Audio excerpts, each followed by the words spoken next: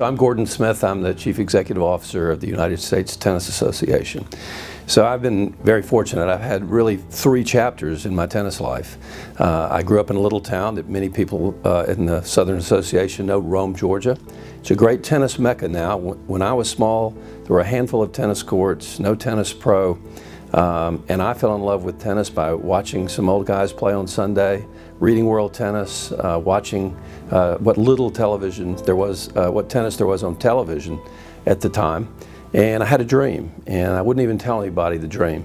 The dream was that I could get good enough to play for Dan McGill at the University of Georgia.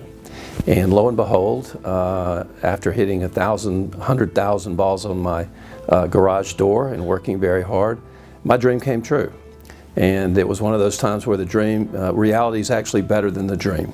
And I had a great time playing for a coach. We weren't the best team in the country, but we were pretty damn good. And when I finished that, I thought my life in tennis was over. I had no expectation that I would ever be involved in tennis in any organized way again. I married my wonderful wife now 44 years, went to law school, moved to Atlanta, and started a career and a family.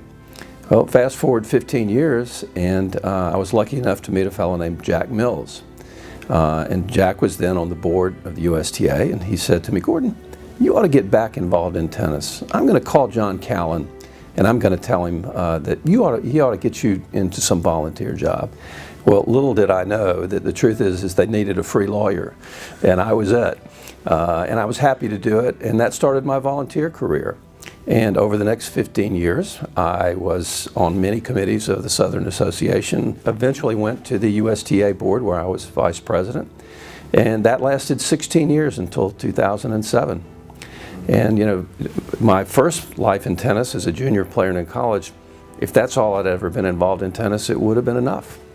But then I have this 15-plus career as a volunteer, and you know, wow, you know, I thought if that I was lucky, that would be enough.